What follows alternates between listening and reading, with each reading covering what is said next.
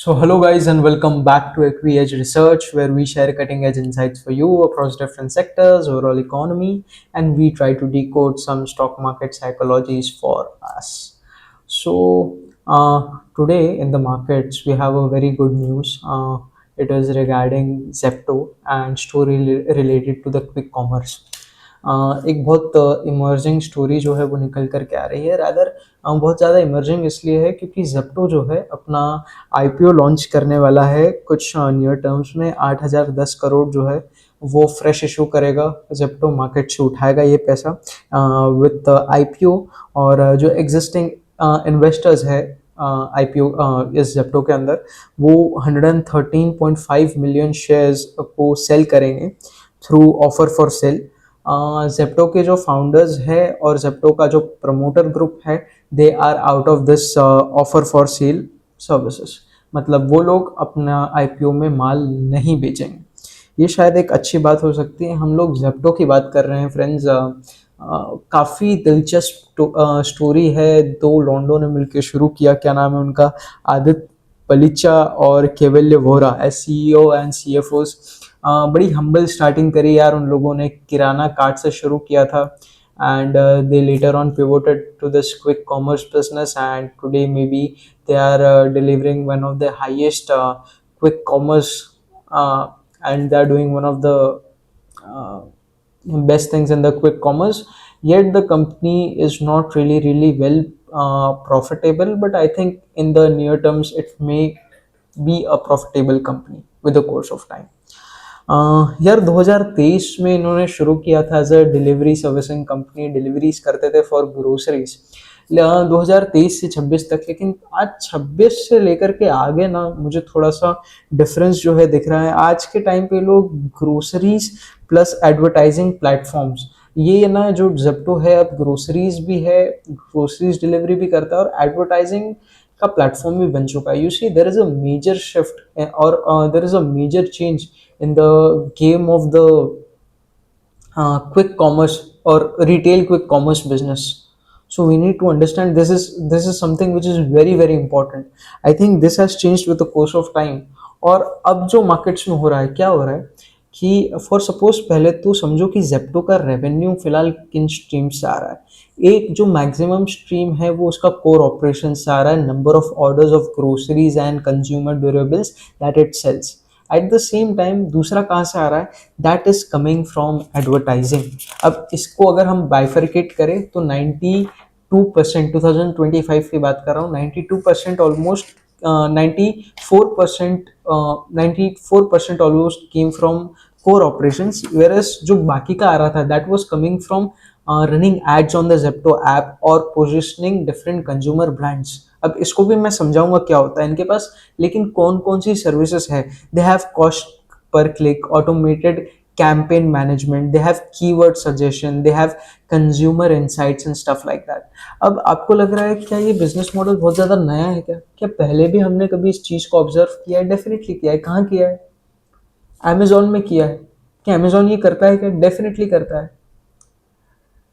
क्या होता है कि हमने जैसे कि प्राइसिंग वाले चैप्टर में बात करी थी कि आज ना जब डिजिटाइजेशन हो गया and everything was converted into digital platforms, तो जो प्रोडक्ट्स थे ना उनके प्राइजेस एकदम ट्रांसपेरेंट हो गए। लेकिन इसके साथ एक और बदलाव हुआ। वो बदलाव क्या है? वो ये है, लोग ना मोनेटाइज करना शुरू करते हैं based on the data they provide. मतलब क्या, फॉर सपोज अमेजोन ने सबसे पहले नंबर ऑफ बायर्स बहुत ज़्यादा गैदर किए। अमेजोन का मोट क्या है आज के टाइम पे? The number of buyers buying from that application, right? The amount of traffic they are generating. So what they do now is now they have history of what people are consuming. तो फिर क्या हुआ कि जब ये digitisation हुआ ना, तो जो कंज्यूमर ब्रांड्स थे ना उन्होंने डेटा कलेक्ट करना शुरू किया। डेटा कलेक्ट करना मतलब क्या कि फॉर सपोज मैं अमेजोन के अंदर गया और अमेजोन के सर्च बार में मैंने सर्च किया पेंसिल, लेकिन मैंने उसके अंदर सर्च किया अप्सरा की pencil. Now they have data of it, the data of number of people who are asking that. For suppose someone is a seller of pencil, he will be able to know कि मुझे यहाँ पे कौन से brand की pencil बेचनी है, क्योंकि कौन से ब्रांड की पेंसिल बहुत ज़्यादा डिमांड में है। क्या आपको पता है कि अमेजोन का ऐप जब आप खोलोगे तब भी आपको कुछ प्रोडक्ट्स ऐसे होंगे जो एकदम टॉप पे दिखेंगे? क्या आपको लगता है वो फ्री में रखता है अमेजोन टॉप पे, या फिर जस्ट बिकॉज उनकी डिमांड बहुत ज्यादा इसलिए रखता है? Definitely not. पहले रखता होगा, but now Amazon is charging. Similar model is with Zepto, right? तो हम थोड़ी सी बात कर लेते हैं रेवेन्यूज के बारे में। देखो, तीन टाइप के रेवेन्यू होते हैं: revenue from operations, core operations, revenue from non core operations, and revenue from other operations. तो अब क्या होता है ना कि पहले क्या था कि ये जो एड रेवेन्यूज थे ना, ये नॉन कोर ऑपरेशंस थे, revenue from non core operation. लेकिन मुझे लगता है कि आगे जाके शायद अगर इंडस्ट्री ये हो जाए तो मुझे लगता है कि ये कोर ऑपरेशन का पार्ट बन सकता है। नॉन कोर इसीलिए है कि क्या कंपनी का कोर ऑपरेशन ये है क्या कि वो एड से रेवेन्यू जनरेट करे? नहीं। कंपनी का कोर ऑपरेशन क्या है कि वो ग्रोसरीज डिलीवर करे। लेकिन क्या ये एज अ बाय प्रोडक्ट आ रहा है? हाँ। तो क्या अगर लेटर पार्ट में अगर इसका जो रेवेन्यू बाइफर्केशन करे और उसके अंदर जो एडवर्टाइजिंग से रेवेन्यू है वो क्या सिग्निफिकेंट और मटेरियल आ जाए, तो क्या आगे जाके इंडस्ट्री के अंदर पूरा मॉड्यूल शिफ्ट हो सकता है, मॉडल शिफ्ट हो सकता है क्या, बिजनेस मॉडल? कि now the delivery and quick commerce brands don't just get revenue from the quick commerce and deliverables that they deliver, but also generating or monetizing the traffic they have generated from whom? From the brands who are selling on Zepto.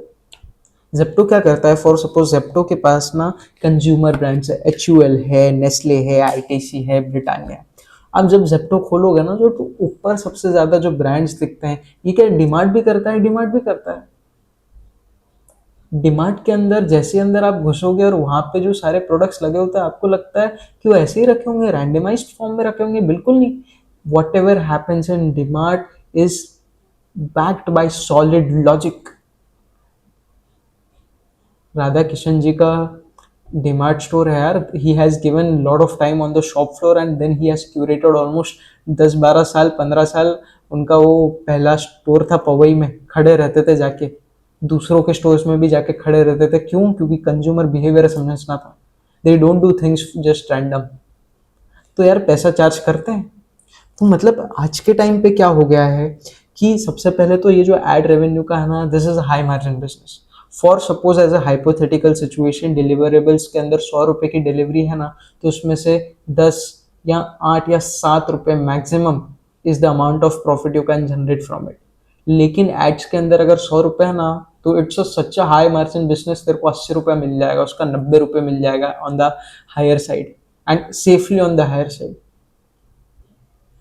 So that is very important. So from a perspective of a buy side research analyst, can I take an assumption that in the future endeavors, if the revenue from advertising increases on a significant scale, are my margins going to improve? Yes, definitely. See, Zepto ka na abhi top line is doing far better, but the bottom line is getting affected. The bottom line is not getting fixed. The bottom line is not generating value for its shareholders. Definitely the shareholders will gain value from IPOs and this offer for sale and stuff like that. They get a good exit. Every investor gets a good exit जो grey market में invest किया था mostly. अगर आपकी company बहुत अच्छी है और मैनेजमेंट पे कुवत है तो हो ही जाता है। लेकिन एक्चुअल में क्या शेयर होल्डर्स के लिए वैल्यू जनरेट कर रहा है? क्या नहीं कर रहा है, फिलहाल तो नहीं कर रहा है। कुछ 5,000 करोड़ के लॉस में है और अभी भी लॉसेस बना रहा है, राइट? यहां से बात क्या सिर्फ इतनी पता चलती है क्या कि जेप्टो उसमें एडवर्टाइजमेंट फी चार्ज करता है और जनरेट करता है रेवेन्यू। तो अब ये जो रिटेल मीडिया है ना, ये क्या है? ये प्लेटफॉर्म्स अपने यूजर्स की अटेंशन, ये जो जेप्टो वाला प्लेटफॉर्म है ना, ये अपने यूजर की अटेंशन ब्रांड्स को सेल करता है कि भैया मेरे जो एप्लीकेशन इस पे 10 लाख लोग आते हैं, मैं आपका जो प्रोडक्ट है टॉप पे रखूंगा जब वो सर्च करेंगे, और लोग मैक्सिमम ट्राई करेंगे, हम ट्राई करेंगे कि आपका प्रोडक्ट खरीदें, आपको शेल्फ में सबसे ऊपर जगह दे देंगे। This is the business model of Zepto. This was very very important to understand. So क्या होता है ना कि यहाँ पे कंपिटिटिव फ्लोर आ जाता है यहाँ पे बताया कि जेप्टो का जो टॉप लाइन है उसके अंदर से जब हम सीओजीएस की बात करते हैं, अब सीओजीएस में कौन से खर्चे आते हैं? जो आपने डिस्काउंट दिया ना, the cost of rendering the services, जो आपने डिस्काउंट दिया ना उसका जो कॉस्ट है, वो जो कॉस्ट है वो लीन ही रहा। क्यों लीन रहा? उसने क्यों बहुत ज़्यादा अपने ग्रॉस मार्जिन के ऊपर अफेक्ट नहीं किया? क्यों सीओजीएस जितना है उतना ही रहा? वो इसीलिए रहा क्योंकि उस खर्चे को ऑफसेट किया। किसने ऑफसेट किया? ये जो एडवर्टाइजिंग से जो रेवेन्यू आ रहा है ना, उसने ऑफसेट किया। तो जो ग्रॉस मार्जिन है ना वो बहुत ज़्यादा स्टेबल रहा मार्केट्स में। That is very very important, although lot of people have this point of view कि सिर्फ एडवर्टाइजिंग से इवन इफ ये यहाँ से 25% भी हो जाता है in terms of revenue, still company को प्रॉफिटेबल बनाना is not only this factors is going to help, there should be lot of other factors. क्योंकि देखो कैसा है कि जेप्टो की बात करो या इंस्टामार्ट की बात करो या फिर ब्लिंकिट की बात करो, ब्लिंकिट और इंस्टामार्ट, देखो एटर्नल ग्रुप के पास ब्लिंकिट भी है, उनके पास वो टिकट वाला भी है, उनके और उनके पास जोमेटो भी है, and they have multiple few businesses, Swiggy also has some businesses, so they have greater opportunities in making growth in different businesses and integrate them and have a greater valuation। लेकिन जेप्टो को क्या अपने कोर ऑपरेशन से खुद का valuation बढ़ाना है क्या? डेफिनेटली बढ़ाना। क्या उसकी जो ऑपरेटिंग एफिशिएंसी है मार्केट में सबसे ज़्यादा होनी चाहिए क्या? सबसे ज़्यादा होनी चाहिए। That is the reason that is happening in the markets ना। उसके लिए दोनों भाई जो है अपने founders they are trying for it, right? So that is very important. Now the customer eyeballs को जो है ये रिटेलर्स, ये जो क्विक कॉमर्स वाले हैं इसको मोनेटाइज कर रहे हैं। But this is not today story, this is a story that happened from very past, from the times of Amazons and Flipkarts. So if you're telling that you suddenly came in the market and you have made such a big business, you also have to make businesses profitable. So these were the things। अब थोड़े से हम इसको revenues और इन सब चीज़ों को analyse कर लेते हैं। तो 2025 के नंबर्स अगर देखें तो 11,090 करोड़ का जो रेवेन्यू है उसके अगेंस्ट में 232 मिलियन जो थे ऑर्डर्स आए थे। तो एवरेज रियलाइजेशन पर ऑर्डर जो था, जो बास्केट साइज पर ऑर्डर था, दैट वाज 334 रुपीज़। लेकिन 2026 में जहाँ पर जो ग्रोथ है वो ऑर्डर की ग्रोथ हुई 93%, that is almost double, almost 100%। तो वो है हुआ 22,624। और जो ऑर्डर्स है उसमें जो है जो रेवेन्यू ग्रोथ है उसके अंदर जो है 104% की ग्रोथ आई। अब जो 2026 के अंदर ऑर्डर्स है वो 640 है और जो रेवेन्यू है वो 22,624 है। अब जो एवरेज बास्केट साइज जो है ना वो 353 रुपीज़ है। तो क्या हमने जैसे ऑटोमोटिव बिजनेस के अंदर average selling price Maruti Suzuki India limited का बढ़ा था तो उससे रेवेन्यू बढ़ा था, क्या इसके अंदर भी एवरेज बास्केट साइज बढ़ गया क्या? डेफिनेटली बढ़ गया। क्या रेवेन्यू ग्रोथ, ये बात सुनना, रेवेन्यू ग्रोथ 104% हुआ है और ऑर्डर ग्रोथ 93% हुआ है, क्या ये बात बहुत अच्छी है क्या? डेफिनेटली अच्छी है। लेकिन अगर ऑर्डर ग्रोथ 104% हुई होती और रेवेन्यू ग्रोथ 93% हुई होती तो क्या ये इतनी अच्छी बात होती क्या? नहीं हुई होती। मतलब क्या कि नंबर ऑफ ऑर्डर्स तो बढ़े लेकिन क्या लोगों ने माल कम ले लिया क्या? डेफिनेटली कम लिया। मतलब क्या आपने लोगों से माल खरीदवाना का कंपल्शन करके नहीं दिखाया क्या? At the end of the day that is your business. If you want to grow you have to do that. You think that is a dirty business but from a business point of view that is important, right? तो ऐसा क्यों? क्योंकि देखो orders 93% बढ़े और revenue 104% बढ़ा। इसका मतलब क्या कि जो ऑर्डर्स है उसका जो साइज है वो बढ़ गया। पहले मैं एज पर एक साल में फॉर सपोज 1000 या फिर एक टाइम पे फॉर सपोज 100 रुपए की बास्केट साइज ऑर्डर करता था, लेकिन 2026 में मेरे पास डिस्पोजेबल इनकम भी बढ़ गई। तो जेप्टो ने क्या किया? जेप्टो को ये बात समझी तो जेप्टो ने कंज्यूमर ड्यूरेबल्स भी बेचना शुरू किया, ईयरफोन्स और फोन्स भी बेचना शुरू किए, तो मैंने वो भी खरीदा। Now these things have higher margins. Even if you sell at them at a little discount you will get it at higher margins. Margin की थोड़ी सी बात करते हैं यहाँ पे। अब देखो क्या होता है ना कि जैसे septo was one of the early players who came in this quick commerce business, तो पहले शायद जेप्टो का मार्जिन अच्छा हो, लेकिन जैसे ही इंस्टामार्ट आया, जैसे ही ब्लिंकिट आया, तो क्या हुआ, ये सारे मार्जिन को ना कॉम्पिटिटिव फ्लोर्स पे आ जाना पड़ता है, क्योंकि जब जेप्टो आया था तब ब्लिंकिट और ये इंस्टामार्ट को भी पता चला कि ये इंडस्ट्री नया है, यहाँ पे मार्केट शेयर कैप्चर कर सकता है और ये ट्रेडिशनल मेथड है। एंड मोर इम्पोर्टेंटली ये रिटेल का धंधा है, वो भी कंज्यूमर ड्यूरेबल्स और ग्रोसरीज का। इसके अंदर ना वॉल्यूम पे ही काम होता है, इस पर टर्नओवर्स का काम होता है क्या? क्या जो जितना ज्यादा टर्नओवर करेगा मॉनेटरी वाइज उतना ज्यादा पैसा कमाएगा क्या? परसेंटेज वाइज मार्जिन नहीं बढ़ेगा क्या? मॉनेटरी वाइज बढ़ेगा, क्योंकि मार्जिन तो हमेशा इन बिजनेसेस में छोटा ही रहने वाला है। क्या डीमार्ट का बहुत ज्यादा मार्जिन है क्या? नहीं, बहुत ज्यादा मार्जिन नहीं है। इनफैक्ट वो तो कस्टमर को बाकी लोगों से और डिस्काउंट दे रहा है। तो क्या वो वॉल्यूम बेस्ड खेल रहा है क्या? डेफिनेटली वो वॉल्यूम बेस्ड खेल रहा है। क्या उसको नंबर ऑफ सेल्स बहुत ज्यादा करनी पड़ेगी? डेफिनेटली उसको करनी पड़ेगी। ग्रोथ चाहिए तो आपको करना पड़ेगा। और क्या उसको कैश फ्लो में भी कन्वर्ट करना पड़ेगा। That is also very important. तो क्या बेटर प्रोडक्ट्स बिके क्या? तो एवरेज सेलिंग प्राइस क्या बहुत ज्यादा बढ़ गई क्या? सिग्निफिकेंट बढ़ गई क्या? बढ़ गई। अब आप बोलोगे यार इतना ज्यादा ग्रोथ है। देखो यार, this company is in a growth stage, is not yet profitable. Yes, taking from a very long perspective in terms of investment, then maybe somewhere you will be able to get your investment back and you will be able to make some money on it. That's what I feel. That is what my point of view is. Right? So that was also very important. अब देखो यार, दो तीन concept है जो मेरे को लगता है कि हमें समझ के आने चाहिए. That is NRV, NOV and GOV. What is NRV? It is net realizable value. NOV, net order value, and GOV, gross order value. इसको समझते हैं. फॉर सपोज हम जेप्टो पे गए, हमने ग्रोसरी प्रोडक्ट्स ऑर्डर करी 1,000 रुपए की. डिलीवरी फीस हमको ठोका उसने 30 रुपए का. उसने सब्सक्रिप्शन बेनिफिट्स दिए 10 रुपए के और एड रेवेन्यू 20 रुपए का. This is a hypothetical situation. तो हमारा जो टोटल वैल्यू आया ना, दैट इज 1060. अब ये जो टोटल वैल्यू है, this is our net realisable value. ठीक है. अब ग्रॉस ऑर्डर वैल्यू मतलब क्या? आपने product value of goods sold, right, कि आपने 1,000 रुपए का ग्रोसरी बेचा तो आपका GOV हो गया 1,000 रुपए.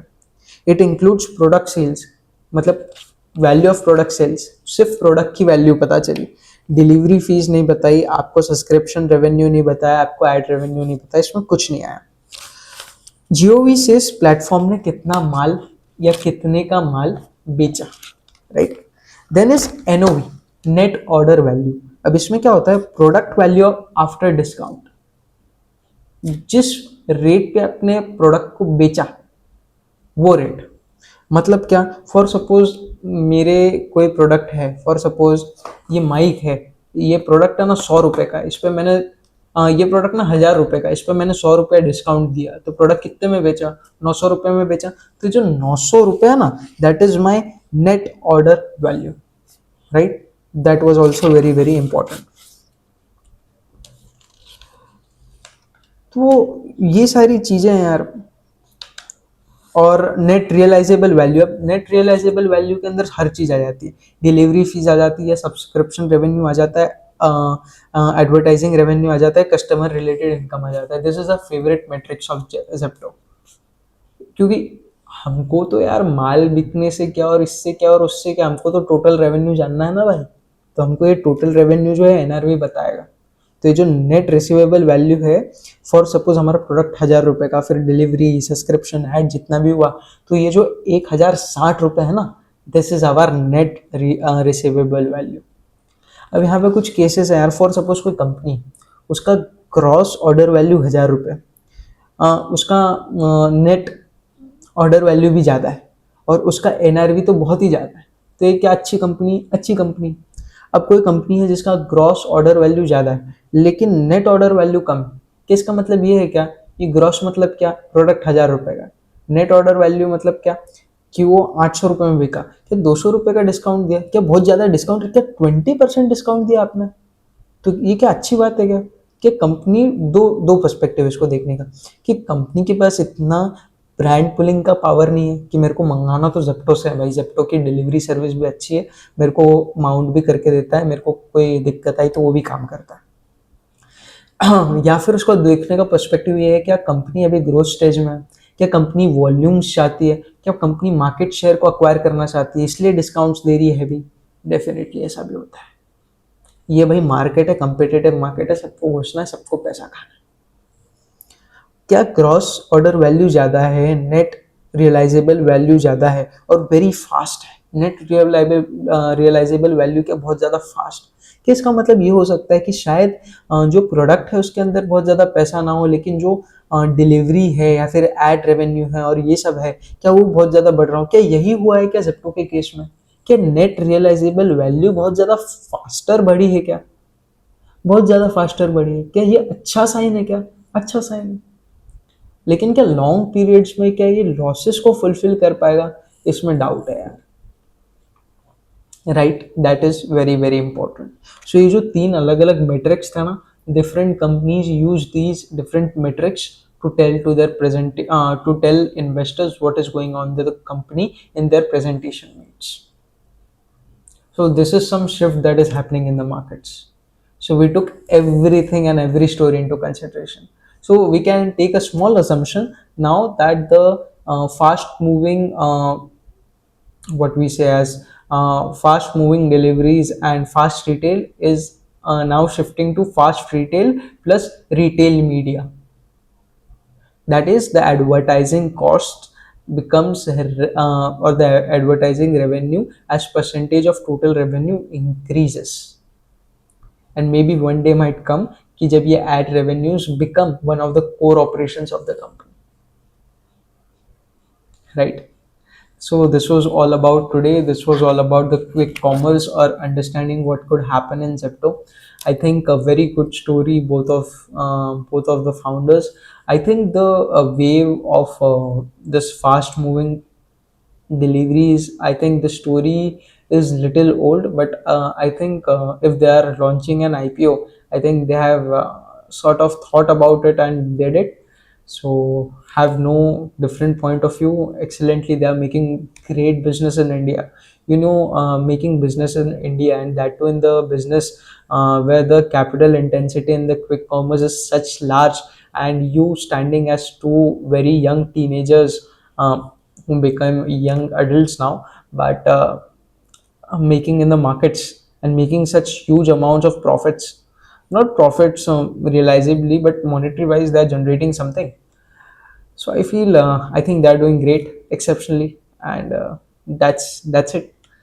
It's a market, and you can always raise money, and you can always make profits for your shareholders. It depends whether you have intentions to do that or not. So this was all for today. Till then, stay tuned.